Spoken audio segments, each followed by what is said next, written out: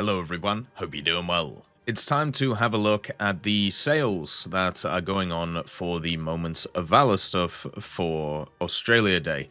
Basically, you have two packs that are on offer. You have the Per Ardua Ad Astra pack, and then also you have the F4EJ for the Japanese, the premium, which is also on sale at 50% off.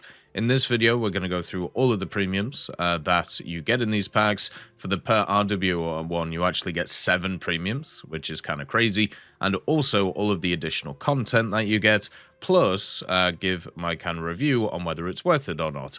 And if you want a TLDW, yes, it's worth it, especially the Per RW Ad Astra pack. Now, if you want to pick up these packs, I'll leave some links in the description and also the pinned comment.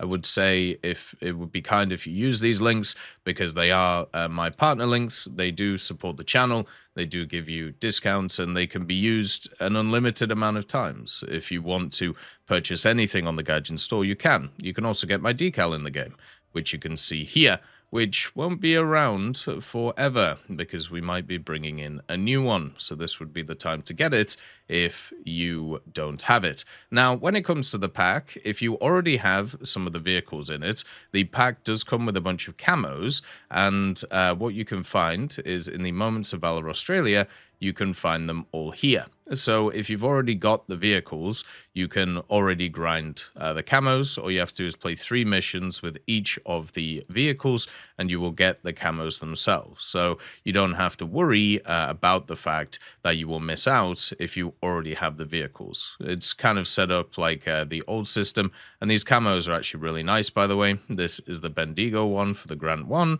then also just to kind of show you when it comes to the Wirraway, for example, what it looks like. But yeah, you can just kind of play some of these and get them all done. I think in general, I'm going to be grinding them out today. It's going to look really, really nice.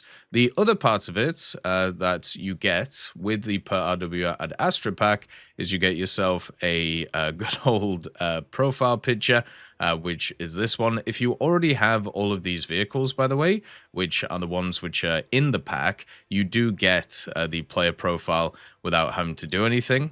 So you'll get it anyway. You don't have to buy the pack. That's why I have it on my account. And then also you will get yourself the actual Per RW Ad Astra right here too. So don't worry, you won't have to purchase it if you already have all the vehicles. That's basically how it's going to work. So let's go through all of the vehicles that are available, my thoughts on them. Are they good? Are they bad? All of that good stuff. So we'll start off with the Grant 1. This is specifically the US Grant 1, so not any of the other kind of M3 Lees or anything that are around the place. And this vehicle is obviously in the American tech tree, but the operator country is Great Britain, but you are getting a Australian camo for it, which is kind of funny. But the vehicle itself, of course, is a premium, and that means that it gets some pretty cool premium rewards and also this cool camo. It does get a bunch of other camos as well, which are the more like standard ones, which are around the place. But what you're getting out of this is a slightly different M3 Lee, and in my opinion, probably a bit better. The biggest difference between this vehicle and the standard Lee, which you can find here, is of course the kind of turret that it has on top of it. You can see the M3 Lee, it has the 230 cals, it has the 37 here. With the Grant 1, it's a little bit thicker of a turret and doesn't have the 30 on the top. So the turret itself gives you 76.2 millimeters of thickness, whereas the M3 Lee, it only gives you around about 50. So it's a lot actually harder to pen the Grant 1 top turret compared to the M3 Lee, which is quite nice. It catches people out quite a lot. All of the other features are basically the same. You have the big 75mm on the side. This one has access to the M61, which is an incredibly powerful round at this BR. You also get the 37, which has the good reload and good penetration. And you do have the fun armor, which if people don't know where to pen you, or if you know how to angle it pretty effectively, you can be really powerful at this BR. I would also like to say that at 2.7, you have a banger lineup. You have the M16, you have the M5s that you can bring along if you have the other M5s that are around. But even if you just have the single one and the M16, that's really good. And then also on top of it, you have stuff like the P36, the P40s that you can bring, which are fantastic in ground, and even stuff like the A20 and the A36, which has a million 50 cals, meaning that you can just tear apart things. 50 cals are very good at this BR in terms of CAS. So the Grant 1 sits in a really nice lineup. It has smoke grenades, it has good mobility forward, it has decent armor. It's not the best, but it's better than the standard M3 Lee, and you get some pretty good bonuses on it too.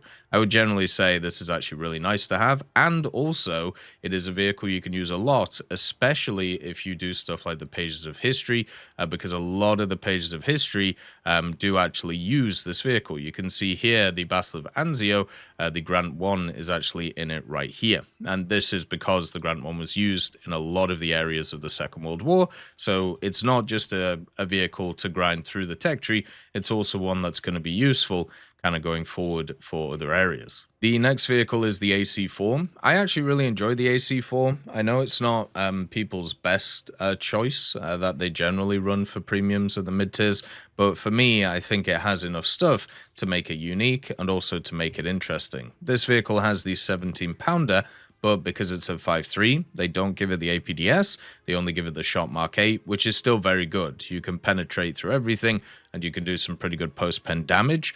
It doesn't have a 50 cal, which definitely hurts it, and it doesn't have any smoke grenades either. So if you do want to kind of smoke, you do have to use the 17-pounder shell, which isn't always the best. But everything else, it's pretty much like a standard medium tank. You know, the engine that you have on it is powerful enough to be able to get you around the place. It doesn't reverse, but it reverses better than a lot of the other kind of British machines that's around. And its armor profile is wonky, I think is probably the way to put it. It has a bunch of weird angles here, which means that rounds can just kind of disappear into this turret. And also, even on this upper glacis, you have over 100 millimeters of kind of armor, which is quite nice against a lot of vehicles. And also, the weak spots of this aren't as apparent as kind of other vehicles. So what you can do with this is you can, you know, play it pretty decently aggressive. You have not a terrible targeting speed. You have very good gun depression, which is really good. And you can kind of catch people out because they'll shoot you in the face, and sometimes they'll go through, but a lot of the times it just won't because of the odd angles that they have to deal with this machine gun and also with the curvature of the breech. The penetration on the 17-pounder is really good at this BR, and you have stuff like the Challenger and also the Comet to back you up, which also can work very well. The Bodsvark turns up to the Skink as well. You just have a pretty solid lineup around here. And with the AC4, you can, since it's rank 3, you can do all your dailies, you can do all your specials, and you can get, you know, the pretty cool camo on it. So for me, I would say this vehicle, on top of the rest, it's not the best out there in terms of what you can get for it, but I would definitely say it's a vehicle that's really, really nice in terms of it. This vehicle, sorry, doesn't get a unique camo, my bad. It's the one that misses out. The A1A1 actually, for some reason, gets the unique camo, but it does have a bunch of other ones, which are also already quite nice to see. So maybe in the future, they can add some more to it. The Boomerangs are also in this pack. You have the Boomerang Mark 1 that you can see here, and then also you have the Boomerang Mark 2. Now, the difference between these is very minimal. Basically, you have the camos, and then the exhaust looks kind of different. So you can see on the Mark 2, it is ribbed for your pleasure, whereas on the Mark 1, it is just straight in there. So that seems to be one of the only major differences between them. And as I said, also the camos. In the kind of setup for the actual stuff, there is a camo for the Mark 2, but there isn't a camo for the Mark 1. But you will get both of them, like both of the planes in this pack. And it's always been a little bit weird with these Boomerangs because they're one of those odd vehicles where they're attached when it comes to how you purchase them. They used to be like GE vehicles and you had to buy the first one to buy the second one. Then they removed one of them. I can't remember which one it was, but generally they're basically the same. So there wasn't really a reason to get the second one, even if it was discounted after you bought the first one, which was overpriced. So it was always a little bit weird. But now you can get them both in this pack.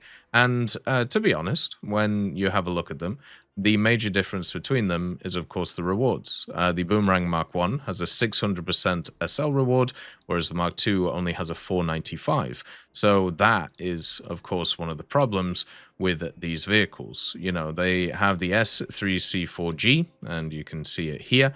You know, they have the same armaments, they have pretty much the same setup. They did get updated cockpits, which is actually really nice. They added that a little bit ago, so it does look really cool. And they do have a really fun armament. You have two 20mm. These are Hispano Mark 2s, and, you know, you do have access to all of the rounds of the Hispano Mark 2s. And then also you have a million 7.7mm Browning machine gun rounds, where you have 4 of them, 2 in each of the wings. So this is a pretty standard setup. It's very similar to the Spitfire, for example, which of course is around this level too, and generally these vehicles fly okay. I would say previously, like in older years of War Thunder, the Boomerangs were in a much better position than they are now.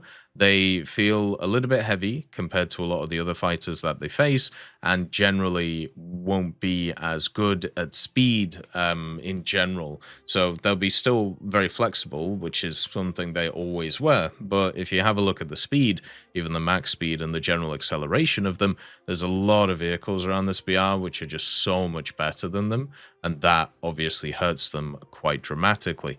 But in arcade, both of these working in tandem will work fantastically together. Secondary armament wise, 250 pounders, so you know, at least it's something. It's not anything huge, but I would say these don't have the best setup for ground attack in terms of the guns. The 7.7s don't really pen anything, and the 20s you would want more ammunition. I feel like there are better options in general, and the Boomerang Mark 1 also doesn't get bombs, so that is a difference between them, but not a huge one at the end of the day. So these ones, they're nice to have. In Air Arcade, they'll be useful. In Air Realistic, unfortunately, they get outshone. And in Ground, they don't really have a use. But they are some unique Australian vehicles, and they are really cool to actually see in the game, and some of the oldest premiums in the game too. They've been in the game for ages. Another vehicle that is in this pack is the Another vehicle that's in this pack is the Wirraway, and this is a very light bomber that you can find at rank 1 battle rating 1.3 for the British tech tree, and it does actually have the Aussie flag, which is quite nice. This one is very much not great. It's one of those that used to be quite fun, and I feel like probably still could be in certain scenarios as a fighter aircraft instead of a strike aircraft. This vehicle has access to two 250s and two 500s, which in general at 1.3 is quite nice. You could use that quite effectively at 1.3 in the British tech trees. So if you're looking to kickstart maybe your ground lineup or kickstart something like that, that could work. But in other game modes, a 1.3 at rank 1 with not crazy high rewards isn't actually going to be that useful. What I would say is if you want to play this vehicle and you want to kind of have fun in it, which is obviously why you play these things, you take it into Air Realistic, and what you do is you use it as a fighter. The speed of it isn't that bad, and also the engine has a decent amount of power, but the big thing is the elevator. You'll be running into a lot of either early monoplanes or biplanes. Biplanes can outturn you, but you know, you do actually have quite a lot of ammo on this thing with the 277 Vickers, so you can kind of like gun them down. When it comes to monoplanes, you're actually able to turn with them because of these huge wings and also bleed a lot of speed while doing it. So for me, this thing doesn't really work well at its intended role, but you can still have a bit of fun with it in other areas of the game, which I think is actually really cool and why this thing's pretty awesome. It also is a pretty unique vehicle, right? It's one of those which you don't see anywhere else in the game and is fully Australian. The next vehicle is the Catalina, specifically the Mark 3A, which is in the British tech tree. This one is one which has an insanely high bomb load for its BR, but all of its other factors are pretty bad. So if you can get to the target, you can have a great time, but most of the time you're not getting to the target. It has access to the funny mines, the Torpex ones, which have access to 508 kilos of TNT equivalent, and also it has access to the 1,000 pounders too. These mines, I don't know if they do nowadays, they might have changed it, but these used to actually do a metric ton of damage to bases, and it looks like they still do actually. So with this vehicle, you can actually knock out 4 bases just with these mines, which is incredibly powerful. You also have a bunch of torpedoes that you can use if you really want to, but generally, you know, you want to use the mines and you want to just donk on people at low BRs. Now, that's kind of where the features of this thing really shine, but everywhere else it kind of sucks. So the engines, they're decently powerful for what they are. The Pratt & Whitney are 1830s, but the actual kind of plane itself cannot handle high speeds. So if you ever go a decently high speed, or if you ever pull negative Gs, this thing starts just falling apart and just breaking up. Its actual physical model is just, it cannot take a lot of stress. So while you are trying to deliver this payload, which is very heavy, it's going to be really hard for you to actually get there. Now, defense-wise, it does actually have some quite nice stuff. It has 250 cals. It has 2 sets of 7.62s. You have one here, and then you have one underneath. But the firing angles of these guns are not great. You know, especially the 50s, they're in kind of weird and wonky places. So this vehicle really isn't great. It's really one of those where if you get the opportunity to do damage, you can do a lot with it, but the opportunities where you actually get access to doing that is very, very low. It does get the Dabster skin though, which I think is generally a really cool name, and this one makes it look like that vehicle out of Call of Duty on that one mission, and was it Big Red 1, I think, where you could fly around. I think it was in the Mariner or a PBY, and yeah, so at least you've got that going for you. I just think in general it's just not a good vehicle because of the fact that its speed really limits it. And then you have Plagueis's Spitfire LF Mk.IXC. Now, pretty much this pack itself is probably worth it just for this vehicle. Plagueis's Spitfire is really nice. It's one of the last Merlin engine Spitfires you get. At 5.7, you start transitioning from Merlin engines to Griffin engines, and the Griffin engines have a lot more power behind them, which means that you can kind of like multi-role fight with them a bit better. But with this being kind of the peak of what the Merlin engine and also the elliptical wings can do, it's really fun to fly because it has an insane rate of climb, as you can see, which means that you can control any engagement that you fight in, apart from against, you know, certain high tier zeros. And you also have the 20mm, you have the 7.7s to kind of do a bit of additional damage on top of it, and it's just a really fun dogfighting vehicle. It's one of those which I really enjoy defensively flying in and just flopping it around the sky and just having a lot of fun with. It's also one, if I remember, which does actually get access to a camo for this as well, so you'll get access to a pretty cool camo with this one. And the thing about it, yeah, look at that, how beautiful is this? It's the croc camo. But the Spitfires in general, through this transitional period, they give you a lot of options to be able to play them in different ways. And this one in Aerialistic or Air Arcade is just kind of a little bit of a monster. You also have stuff like the Spitfire F Mk.14C, which is here. You also have Prendergasts, which is the Griffin Spitfire Premium. And then also you have these guys, you know, the 5.7s here, the LF Mk.IX in the tech tree, and also the Griffin Spits here. Obviously, this being an LF Mk.IXC, there's not really much of a difference between it and the LF Mk.IX. So if you've flown that, then you know how this thing flies. But if you haven't, just understand, it floats around the air.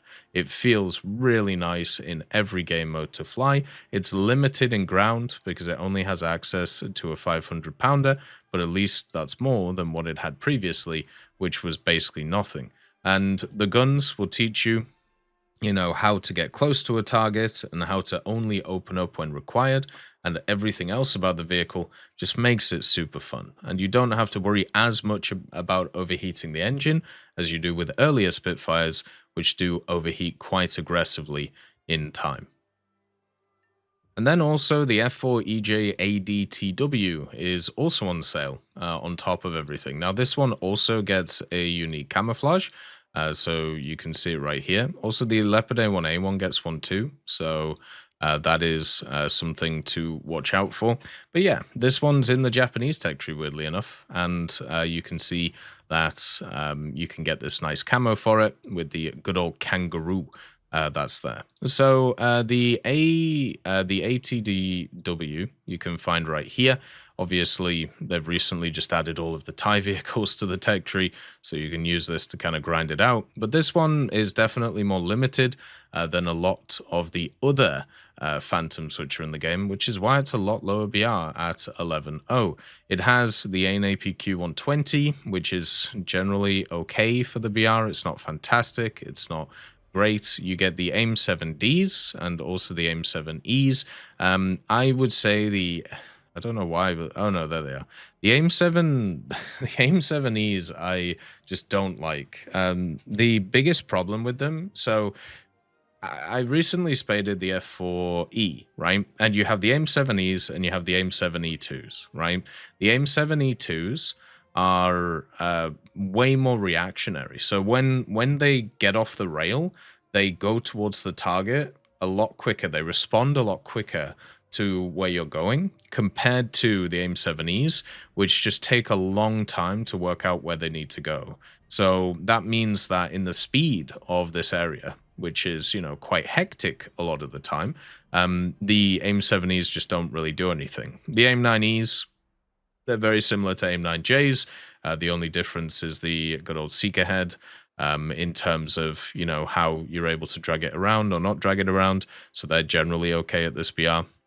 And also it can bring a bunch of bombs, it can bring a bunch of rockets, and also additional guns. So the reason why this thing is lower BR than a lot of other Phantoms is because of the fact that its weaponry is not as good as the other ones. And this can either work out in your advantage because you can get better matchmaking, or it can be the opposite, where you fight those vehicles which are just better than you, and you kind of just have a bad time.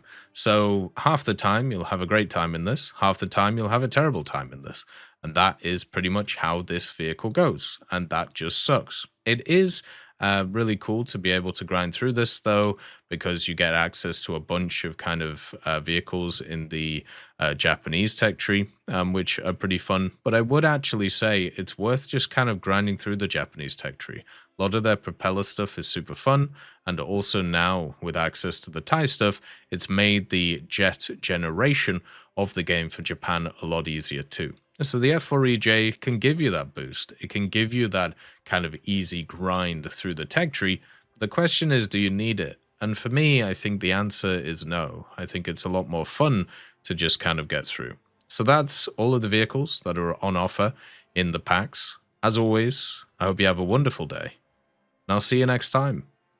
I'd just like to thank GMG Smiley, CD Beans, Chieftain Mike, EMN3 Galaxy, Tulio Pontecorvo, Brendan Quinn, Carrion Crow, Gus Irenicus, Pyman, Wartinder, Teddy, Daniel Stanton, Martinez, B. Young, Ozzy Panzer, Alan Hacker, Liam Shear, Opium Prime, Lafouche, Sem, Aslan, Uncle Bean, and Derek R. for supporting the channel.